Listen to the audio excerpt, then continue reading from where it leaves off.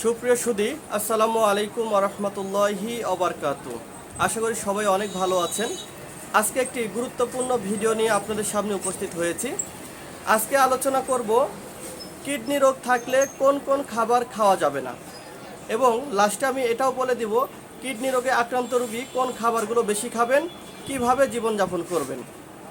আমি যে খাবারের নামগুলো বলবো 7টি খাবার। এই 7টি খাবার যাদের কিডনি রোগ আছে ভুলেও খাবেন না।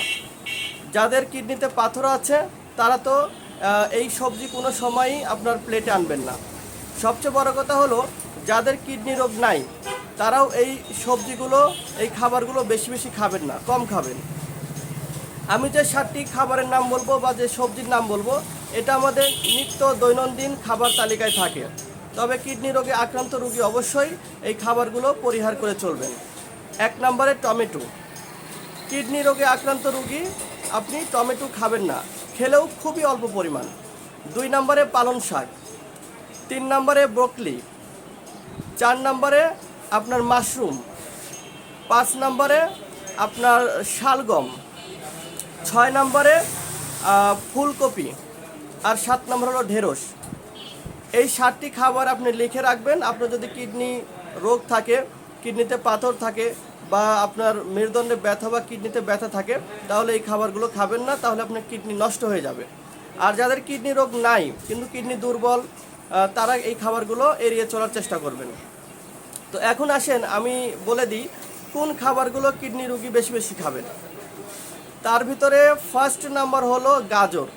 যে সকল ভাইদের কিডনি রোগ আছে, কিডনি দুর্বল, কিডনিতে পাথর আছে, তারা বেশি বেশি গাজর খাবেন।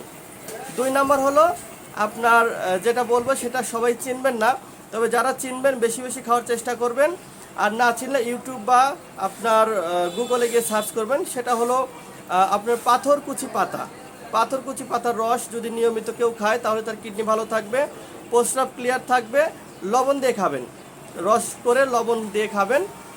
আর এই হলো 2টা খাবার বিশেষ করে কিডনি রোগী বেশি বেশি খাবেন। আর কিডনি রোগে আক্রান্ত হয়ে গেলে কিন্তু আর বেশি পানি খাওয়া নিষেধ, এটা আপনি মাথায় রাখবেন। অনেকে আছে যে বলে যে পানি কম খেলে কিডনি রোগে আক্রান্ত হয়, এই কথাটা ঠিক, কিন্তু কিডনি রোগে আক্রান্ত হয়ে গেলে আবার পানি খাওয়া নিষেধ। আর কিডনি রোগ এমন একটি রোগ, এই রোগে আক্রান্ত হওয়ার আগ পর্যন্ত কিন্তু আর কোনো সিনড্রোম ধরা পড়ে না। কিডনি রোগীর সবচাইতে ভালো কিছু জীবনযাপন আমি বলবো। 1 নম্বর হলো তিনি সবসময় ছায়ার মধ্যে থাকবে, বেশি রোদ্রে যাওয়া যাবে না, এবং শক্ত বিছানায় সে শুবে।